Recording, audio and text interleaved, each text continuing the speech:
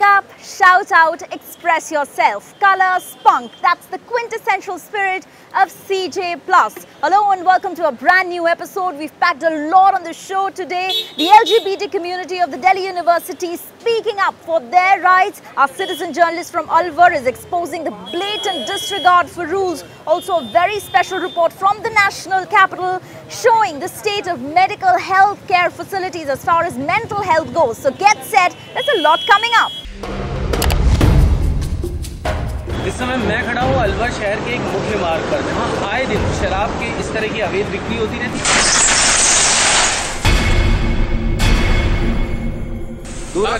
अरे पहले हमारी लड़की बहुत डरती थी, समी से रहती थी, बाल उल बिखार देती थी, कहता मम्मी मुझे बहुत डर लग रहा है। We're starting the show today with a sensitive issue that requires attention.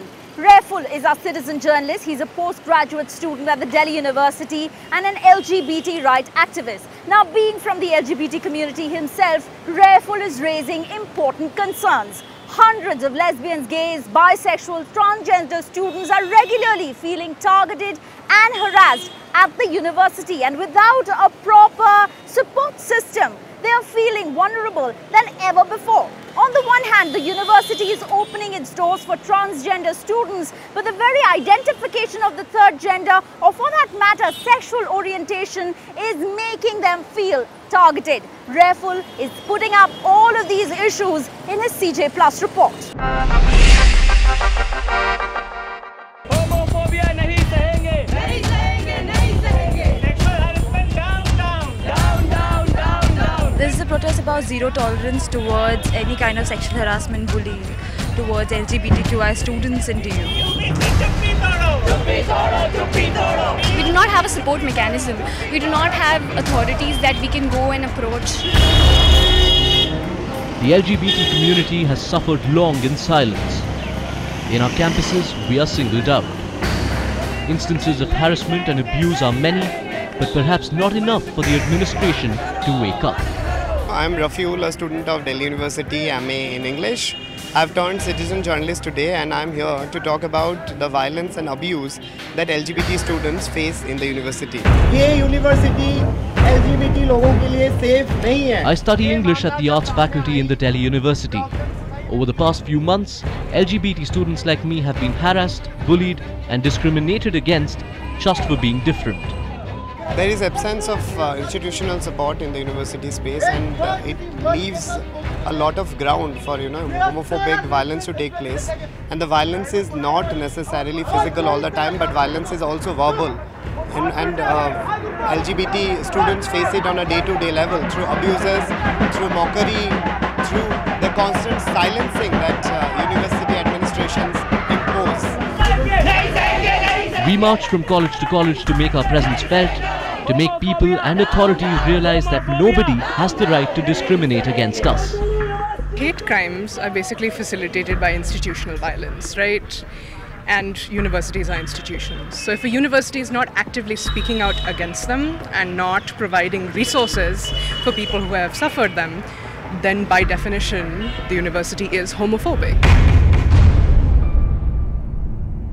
The LGBT community is also questioning the university's recent decision to replace the Ordinance 15D against sexual harassment, which provided protection to all persons, with the new Sexual Harassment Law of 2013 that only aims to protect women. Some of the demands that we have come up with as part of the campaigns are to ensure safe spaces for students in the university, students who do not identify as heterosexuals. An amendment needs to be made to the Sexual Harassment Act that is at place in the university, which recognizes that only a woman can be at the receiving end of sexual violence. This is Rafiul Alam Rahman, citizen journalist for CNN IBN. And now to our next citizen journalist report coming from Alwar. This is a man on a mission with his CJ camera. This week, Samar Gupta is sending us a report on how the rules are being blatantly flouted. The rule being in question of the sale of alcohol restricted from 10 a.m. in the morning to 8 p.m. And watch in his report how liquor is surreptitiously being sold any time of the day or night. Samar Gupta has shot this report himself.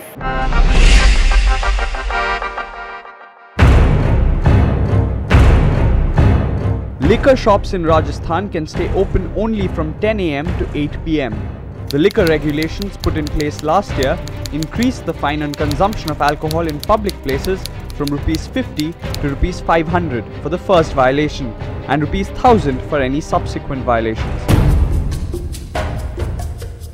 However, these rules don't matter much on the streets of my city, Alwar, where the sale of booze continues unabated, anytime, day or night. इस समय मैं खड़ा हूँ अलवर शहर के एक मुख्य मार्ग पर, जहाँ आए दिन शराब के इस तरह की अवैध बिक्री होती रहती है। और जैसा कि मैंने आपको दिखाया भी कि पुलिस को जानकारी होने के बावजूद भी कहीं ना कहीं पुलिस कार्रवाई करने के नाम पे बची है। और जो शराब विक्रेता है उनके भी रंग रूप देखिए आप। From one part of the city to another, my camera caught country liquor being sold surreptitiously. The shutters are cranked open, bags are filled with the bottles, and the booze is brought to where people are ready with the buck. It is early morning here at the Andewali Gully in Alwar. Shops are still shut, but the business is up and running for the sellers of liquor much before the authorized sale time of 10 AM. In the vicinity of the local Thana, notice how money exchanges hands and bottles are produced from the shop where the shutters are down for public knowledge. In Aravali Vihar area of the city, thirsty customers line up in front of a shop with shutters down. Soon a hand slips out with a bottle. When confronted on why liquor was being sold before the sale time, the shopkeeper resists questioning. कैसे बेच रहा है? दावत है?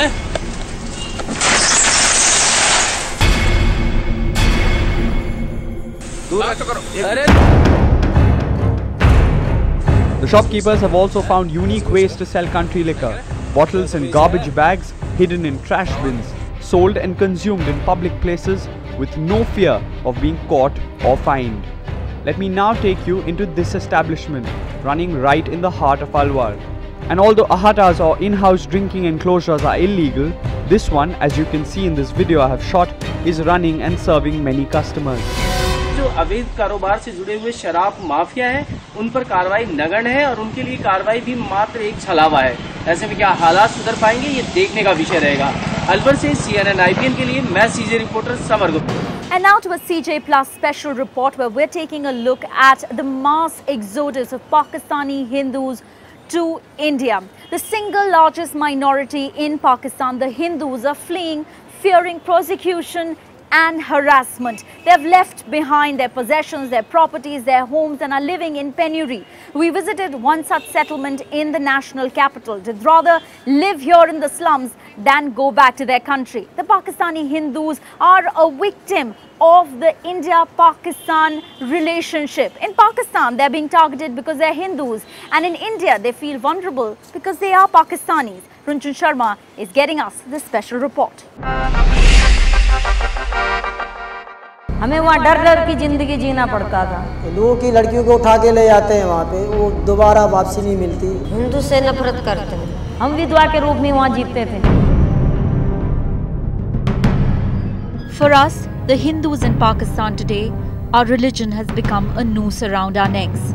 Facing religious prosecution every step of the way, we are marginalized, discriminated, and tortured for choosing to believe in our gods. अपना धर्म लेके धर्म बचाने को आए हैं, अपना राम राम तो कह देंगे। जो हमें भगवान ने भेजा हमें वो ही है। हमें जो मुसलमान बनाना होता तो हमें वो ही बना देता, जो हिंदू बनाना होता वही। हमें जो भी भेजा है ना, जहीं भी भेजा हम खुश हैं, अपने धर्म में हम खुश हैं। Forced conversions, kidnappings and discriminations. These atrocities that we face are not unknown to the establishment. परसों टंडोवाला से एक हिंदू बच्चे को अगवा कर दिया गया और उसको जबरदस्ती मुसलमान बना दिया गया। कोई बात नहीं करेगा यहाँ पे जुमले कसेंगे, यहाँ पे मजाक उड़ाया जाएगा, ये हम बर्दाश्त नहीं करेंगे। हम बराबर के शहरी हैं, हम पाकिस्तानी हैं। In the past few years, hundreds of Hindus have migrated to India from Pakistan in a hope of a dignified life. I am one of those who came here 3 years ago and still struggling to make a life here. वहाँ हमारे को हिंदू करके नहीं समझते। वो कहते हैं हमारा मजहब अपनाओ फिर आपको यहाँ रहने देंगे। नहीं तो आप काफिर हो, काफिर करके समझते हैं। हमें इंसान की जिंदगी नहीं जीना पड़ता। It was a stifling existence. सिंदूर लगा के यहाँ चल रहे हैं, जहाँ हम बिंदिया लगा रहे हैं, तो यहाँ मजाक नहीं करते, यहाँ अच्छा माना जाता है भाई, ये शादीशुदा। हम विधवा के रूप में वहाँ जीते थे। A precarious life. Every day we were told we were inferior.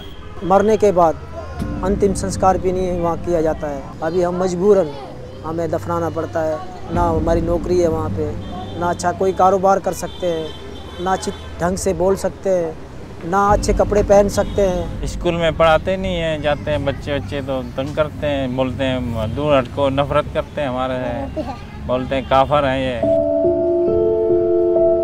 The story is the same for each of the 100 families who have settled here in the Majnu Katila settlement in Delhi. These makeshift houses are our homes now. We've left all of our possessions behind in Pakistan, but we don't regret it. हम एक अच्छे परिवार से हैं। हम ऐसे नहीं हैं जो हमारा घर नहीं था, हमारे बड़े बूढ़ों का वहाँ सब कुछ था, हमारी ज़मीन थी, हमारा घर था, हमारी गांव था, हमारा सब कुछ था। In the last few years, religious intolerance has only increased in Pakistan. ऐसे करते हैं। Sawan Lal was shot in the eye and in the neck in a random act of violence. खेत पर जा रहा था, शाम को जाया था, वो उधर खड़ा गाड़ी रोकने तो गोली मार दी। मैं तो नहीं पहचाना, गोली मार के गाड़ी ले गया, मेरे को फेंक दिया रोड पर। एक ये है, एक को लगा निशाना है। We came in on a 30-day visa, which was later extended by the Indian government. Each year, our hopes of getting a citizenship is being answered by another extension. Till then, we will remain Pakistanis, at least on paper. आज हम यहाँ वाले हमें ये कह रहे हैं तुम हिंदू हो या मुसलमान हो। बस हमारा ऐसे गंदा है, अभी उधर हमारा ऐसे गंदा होता है। Look out for Runjhun Sharma's backstory on our website ibncj.com. With that, slipping into a very short break, but do stay tuned. On the other side, we're getting you a very special report on the state of mental health care in the national capital.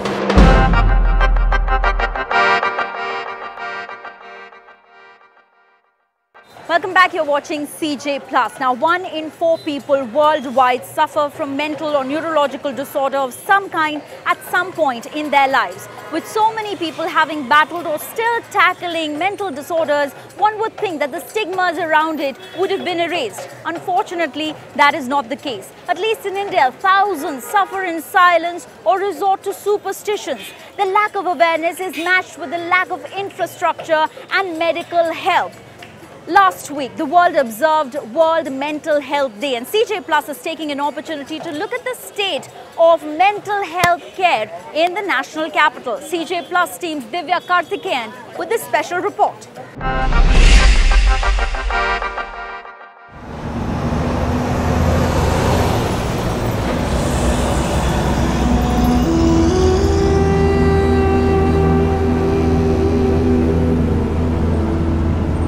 Misunderstood, ridiculed, and seldom taken seriously. Asha Bhosle's daughter commits suicide by shooting herself. Mental illness in our country is fraught with stigma. The hesitation to recognize and seek help for illnesses of the mind is matched with the lack of medical infrastructure. 1.5 million people in the country suffer from mental illnesses. For every 10,000 patients, there is just one qualified psychiatrist. India has 0.25 beds for every 10,000 mentally ill patients. Although India allocates 0.3% of its health budget to mental health, getting adequate mental health care is often out of reach for 1/3 of the population living below the poverty line. It's 9:30 in the morning here at the Delhi Government Psychiatric Hospital, but already hundreds have lined up. Reaching the counter to get medicines might take hours. This is an everyday story at the Institute of Human Behavior and Allied Sciences. इतनी महंगी दवाई बाहर की भी है, यहाँ की भी है, कोई भी असर नहीं हो रहा। और दिन पे दिन बेकार होता जा रहा है। यहाँ लेके आओ इमरजेंसी में कहेंगे ओपीडी में लेके जाओ, यहाँ लेके आओ तो उस लाइन में लगो, उस लाइन में लगो। अगर यहाँ की अपेक्षा अन्य स्टेटों में भी सुविधा हो जाए तो यहाँ इतनी भीड़ नहीं रहेगी और वो अपने स्टेटों में कम पैसों में आने जाने में भी खर्चा होता है तो ट्रीटमेंट ले सकते हैं। Affordable treatment, proper diagnosis and subsidized medication is what attracts people from far and wide. But being the only neuropsychiatric hospital in the region, people have no other option. आज हम 9 बजे के आए हैं, अभी नंबर नहीं आया, धक्के खाते हैं। क्या खाते हैं? अपने बच्चे के लिए खा रहे हैं। Mohammad Naeem moved from Bhagalpur in Bihar to Delhi 2 years ago. His 20-year-old son Salman had been labelled mad, targeted at school to an extent that Salman was asked to leave.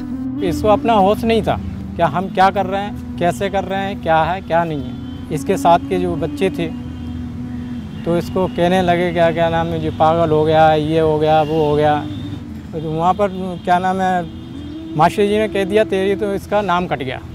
मैंने कहा था भाई TC, कहने लगा हाँ आप जाइए फ़ौरन वहाँ आपको मिलेगी। Naeem knew that medical help was what was needed, but social pressure saw him take his son to tantrics.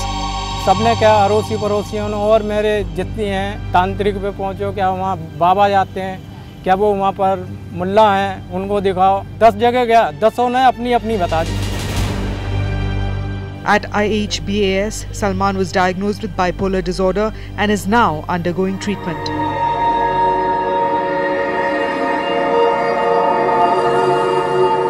Coming out of the closet is perhaps tougher for the women.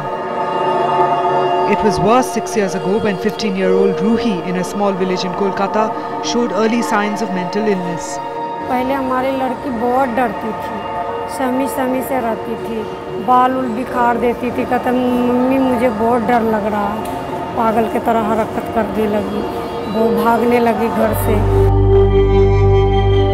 It took 6 months of violent episodes and hallucinations before Ruhi's mother realized that she needed a doctor. A government hospital in Kolkata diagnosed Ruhi with schizophrenia. जब इलाज चालू करवाए इसको तो कुछ दिन तक ले दवाई खाया, खाती थी सोती थी, खाती थी सोती थी, तो फिर अच्छा होने लगा। इसको मैं पूछती थी कि कैसा लग रहा था, बोल मम्मी दवा खा के सो जाती हूँ और सोने के बाद से जगती हूँ तो मुझे अच्छा लगता है।